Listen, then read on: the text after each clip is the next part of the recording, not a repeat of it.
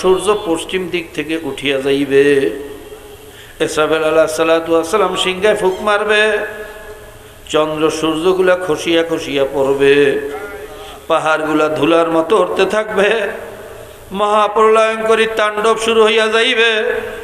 একদল কপাল পোড়া পশ্চিম দিক থেকে সূর্য ঘুরতে দেখার সঙ্গে সঙ্গে তওবা শুরু করিয়া দেবে, না বাবা না,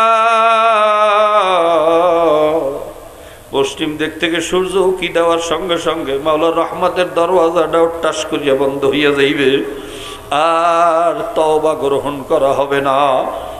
কাজী বাবা এই দুই সময় আসার আগেই তওবা করিয়া ফেলাও। বুঝি নাই, না বুঝিয়া করছি, ভুলে চুকে পড়িয়া করছি, শয়তানের ধোকায় পড়িয়া করছি, দুনিয়ার মহাব্বাতে, ক্ষমতার মহাব্বাতে, টাকা পয়সা, দালান কোঠার মহাব্বাতে বাবা ভুল করিয়া করছি, তওবা করিয়া ফেলাও। তওবার দরজা মৌয়াতের আগ পর্যন্ত খোলা। জানি না এই মজলিস থেকে বাড়ি পর্যন্ত যাইতে পারি কিনা বাবা। এই রাত্রটা আপনার আমার উপর থেকে যায় না না যায়, এই কথা বলার ক্ষমতাও কিন্তু দুনিয়ার কোনো মানুষের নাই। আজরাইল কিন্তু প্রত্যেকের পিছনে হাত পাইতে খালি দারোগার মতো হ্যান্ডকাপ লইয়া ঘোরে, মালিকের একটু হুকুমের অপেক্ষায় আছে। হুকুম পাওয়ার সঙ্গে সঙ্গে যখন খপ করিয়া থাবা মারবে, কলিজার রগগুলারে সিরিয়া সিরিয়া টানিয়া টানিয়া জান্ডা লইয়া যাইবে বাবা। এক সেকেন্ড সময়ও কিন্তু পাওয়া যাবে না। কাজে আমার ভাইরা, আমার বাবারা, ও আমার পর্দার মা ও বোনেরা, কি নিয়ে কবরে রওনা করলাম, ইমানের কি অবস্থা, আমলের কি অবস্থা। এই ইমান, এই আমল মাওলার দরবারে কোনো কাজে লাগবে কিনা বুঝিয়া শুনিয়া হিসাব নিকাশ মিলাইয়া তারপর মাওলার কবরে যাইয়া শুইয়েন। কারণ এই কবরে যাইয়া কিন্তু কোনো মুফতিগিরি, মুহাদ্দিসগিরি, পীরগিরি, মুরিদগিরি বাবা, খতিবগিরি, এই সমস্ত পরিচয় দিয়া কবরে চলা যাবে না। আল্লাহর রাসূল সাল্লাল্লাহু আলাইহি ওয়াসাল্লাম তার মেয়ে ফাতেমা রাদিয়াল্লাহু তাআলা আনহাকে নসিহত করতেছেন, ইয়া ফাতেমা আনকিজি নাফসাকে মিনান নার, হে ফাতেমা তুমি নিজেকে নিজের জাহান্নামের আগুন থেকে বাঁচাইয়া তারপর মাওলার কবরে যাইও। কবরে যাইয়া যদি বলো আমি নবীর মেয়ে, মা এ কথা কিন্তু কবরে শুনবে না। কবর কিন্তু বড় ভয়ানক জায়গা। ইমান আমল দুরুস্ত না করিয়া কবরে যাইও না। জাহান্নামের আগুন থেকে নিজেকে নিজে না বাঁচাইয়া ওখানে যাইও না। ভাইরা, আল্লাহর নবী যদি তার মেয়েকেই কথা বলতে পারেন, খুব ভালো করিয়া বোঝার চেষ্টা করেন। খাতুনে জান্নাত মা ফাতেমা সাইয়্যিদা শাবাবে আহলিল জান্নাহ, যারা যুবকদের সর্দার হবে বেহেশতের ভিতরে, সেই হাসান হোসেন রাদিয়াল্লাহু তাআলা আনহুমার মা হইল ফাতেমা। সেরে আলী কারামাল্লাহু ওয়াজহুর জীবন সঙ্গিনী সহ ধর্মিনী প্রিয়তমা স্ত্রী ফাতেমা। সব কিছু বাদ দিলে আল্লাহর নবীর মেয়ে ফাতেমা। তাও আবার কেমন নবী, সাধারণ কোনো নবী না। যেই নবীরে না বানাইলে সারা পৃথিবীর বালুকণা আমার মাওলা বানাইতেন না। যেই নবী বেহেশতে প্রবেশ না করলে কোনো নবী রাসূল বেহেশতে যাওয়ার অনুমতি পাবেন না। ভাইরা, আল্লাহর নবীর কথা আমি কেমনে বুঝাবো? ভাইরা, দুনিয়ার সমস্ত মোমেন মোমেনাত আমরা বেহেশতকে আকাঙ্ক্ষা করি, বেহেশতকে ভালোবাসি, বেহেশতে যাওয়ার আকাঙ্ক্ষা রাখি। আর বেহেশত সব সময় আল্লাহর নবীরে খালি আকাঙ্ক্ষা করে, আল্লাহর নবী কখন বেহেশতে আসবে। আল্লাহর নবীর জন্য জান্নাত সব সময় আকাঙ্ক্ষায় থাকে। ভাইরা, ফি মাকআদি সিদকিন ইনদা মালিকিন মুক্তাদির। ভাইরা, বেহেশতের ভিতরে মাকআদ সিদ নামক একটা জায়গা হবে। ওই জায়গার ভিতরে আল্লাহ পাক রব্বুল আলামিন সমস্ত বেহেশতীদেরকে নিয়া একটা বিশাল মাহফিলের আয়োজন করবেন। জোরে কোন সুবহানাল্লাহ। ওই মাহফিলের ভিতরে একটা বিশাল স্টেজ থাকবে। স্টেজের ভিতরে ভাইরা 2 লক্ষ বা 1,24,000 পয়গাম্বর বিশিষ্ট মেহমান হিসেবে উপস্থিত থাকবেন।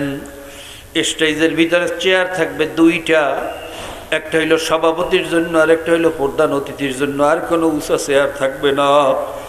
ওই মজলিসের সভাপতি হইবে আমার মাওলা লা ইলাহা ইল্লাল্লাহ, প্রধান অতিথি হইবে আমার নবী মুহাম্মাদুর রাসূলুল্লাহ। ভাইরা, এক কথায় আল্লাহর পরিজার স্থান, আল্লাহর পরিজার সম্মান, তিনি হইলেন আমার নবী জনাবে মুহাম্মাদুর রাসূলুল্লাহ সাল্লাল্লাহু আলাইহি ওয়াসাল্লাম। সেই নবী যদি তার মেয়েকে বলতে পারেন, ফাতেমা সোজা না হইয়া কবরে যাইও না রে মা, কবর কিন্তু বড় ভয়ানক জায়গা, কোনো পরিচয় দিয়ে ওখানে চলা যাবে না রে মা। বাবা, তাইলে তোমার আমার মতো মোল্লা মৌলবীর অবস্থা কি হইবে? তোমার আমার মতো পীর মুরিদের অবস্থা কি হইবে? হিসাব না মিলাইয়া কবরে যাইও না। পায়ে হাত দিয়া বলিয়া গেলাম, বাবা চালাকি বুদ্ধিমানি করিও না। তবে ভাইরা, ভুল করছি, অন্যায় করছি, এই মুহূর্তে তওবা করিয়া ফেলান। যদি তওবার মতো তওবা করতে পারি, খোদার কসম খাইয়াও বলতে পারি, আমার মাওলা বড় দয়ার মাওলা। আমার মায়ের চেয়ে আমার মাওলা আমাদেরকে হাজার গুণে বেশি ভালোবাসেন। বান্দাবান্দি যখন মাথাটা নত করিয়া কান্নাকাটি শুরু করিয়া দেয়, মান জাআনি মান তাকাররাবা ইলাইয়া তালাক্তাইতাহু মিন বাঈদ, जब कोई बंदा बंदी मेरी तरफ आता है शिकस्ता दिल आता है टूटा हुआ दिल आता है। মাথাটারে নত করিয়া দিলটারে ভাঙ্গিয়া মাওলার দরবারে মা ভাইরা যখন মালিকের ডাক দেয়, মালিক ভুল করছি, অন্যায় করছি, মাফ করিয়া দাও, মাফ করিয়া দাও। আমার মাওলা বলে তালাক্তাইতাহু মিন বাঈদ, আমি আর নিজের জায়গায় থাকতে পারি না, দৌড়াইয়া যাইয়া রহমতের কোলে ওর কাছে না যাইয়া আমি পারি না।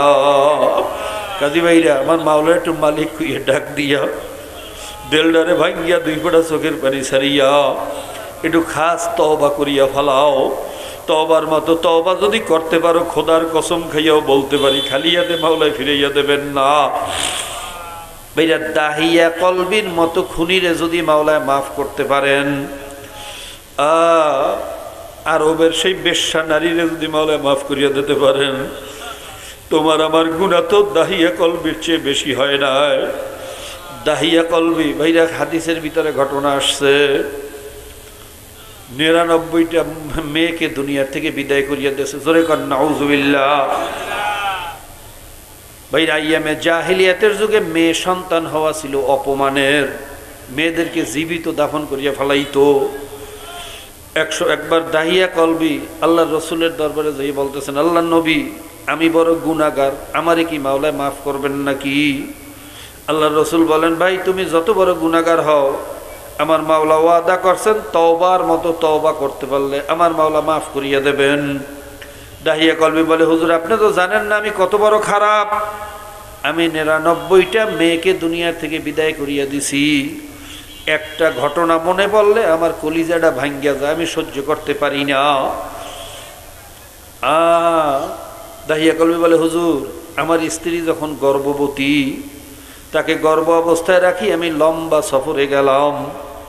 কয়েক মাস পরে যখন সফর থেকে আসছি, সফর থেকে আসার আগেই আমার বিবির অজে হামল, বাইরে বাচ্চা প্রসব হয়ে গেছে। বিবিরে বাড়িয়ে জিজ্ঞেস করি, বিবি তোমার উদরের বাচ্চা কোথায়? আমার বিবি বলল, স্বামী বাচ্চা মারা গেছে, তাকে দাফন করিয়া ফেলাইছি। হুজুর আমি তখন বুঝতে পারি নাই।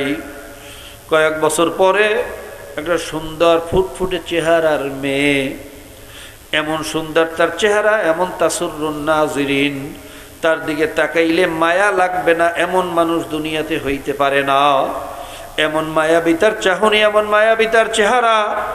আমি মেয়েটাকে দেখে আসতে জিজ্ঞাসা করলাম, বিবি এত সুন্দর মেয়েটা কার? আমি তো এই মেয়েটাকে এই মহল্লায় এর আগে কখনো দেখি নাই। আমার বিবি কোনো কথা বলে না, হঠাৎ আমার পাও দুইটা জড়াইয়া ধরছে, আমার পাও দুইটা ধরিয়া কান্দে আর বলে, স্বামী আমি সেদিন আপনার ভয়ে মিথ্যা কথা বলছিলাম, এই মেয়ে আর কারো মেয়ে না, এটা আপনারই ঔরজাত মেয়ে, আপনার হাতেও ধরি পায়েও পড়ি, আপনার কাছে আর কোনো দাবি নাই, আর কোনো চাওয়া নাই, এই মেয়েটাকে আপনি কিছু বলবেন না। দাহিয়া কলবি বলে, হুজুর আমি তখন স্ত্রীর কাকুতি মিনতির কারণে কোনো কথা বললাম না, কিন্তু আমি কত বড় নিকৃষ্ট, কত বড় খারাপ। একদিন ঠিকই পাহাড়ের কিনারায় গিয়ে একটা গর্ত করলাম। বাড়িতে এসে বিবিরে বললাম, বিবি মেয়েটাকে একটু সাজাইয়া পরাইয়া দাও, ওরে নিয়ে আর নানা বাড়ি বেড়াইতে যাব।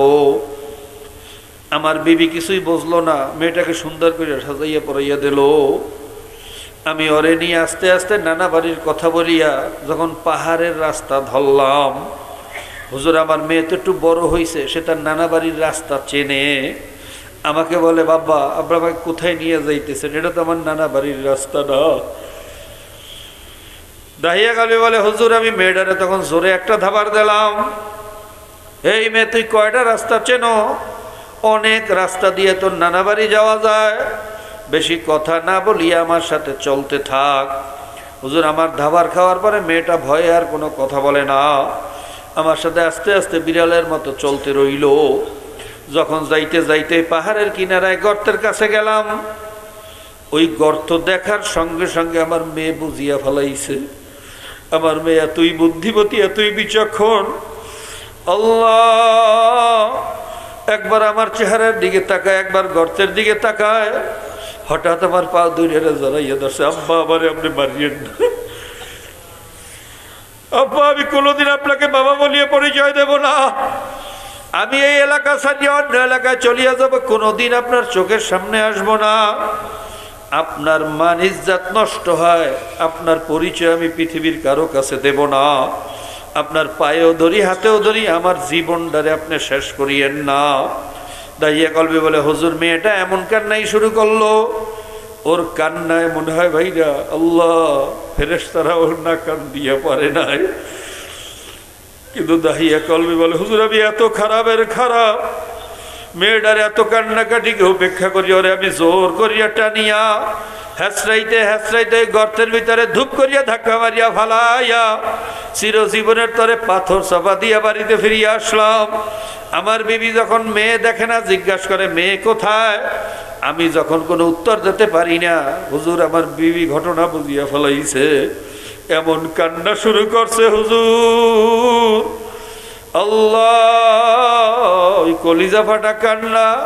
ওই মেয়ের চেহারা যখন আমার মনে আসে, আমার চোখে যখন ভাসে, আমার কলিজাটা ছিঁড়িয়া যায়, আমি সহ্য করতে পারি না। হুজুর এ গুনাহ কি আল্লাহ মাফ করবেন নাকি? এই কথা শোনার পরে আল্লাহর রসুলের চোখের পানি রাখতে পারলেন না। ভাইরা হাদিসের ভিতরে ঘটনা আসছে, আল্লাহর নবী এই ঘটনা শুনে কাঁদছে। এই ঘটনা শোনার পরে চোখের পানি ফেলানো সুন্নাত। আল্লাহ আমার নবী কান্দেন আর বলেন, হে দাহিয়া কলবি, এটাও কি কোনো মানুষের দ্বারা সম্ভব? এও কি কোনো মানুষে করতে পারে রে কপাল পোড়া? হে দাহিয়া কলবি জানিয়া রাখ, আমার মাওলা এত দয়ার, এত মায়ার, এত দয়ার, যদি বাপ চাওয়ার মতো চাইতে পারো, আমার মাওলা এগুলো মাফ করিয়ে দিতে পারে।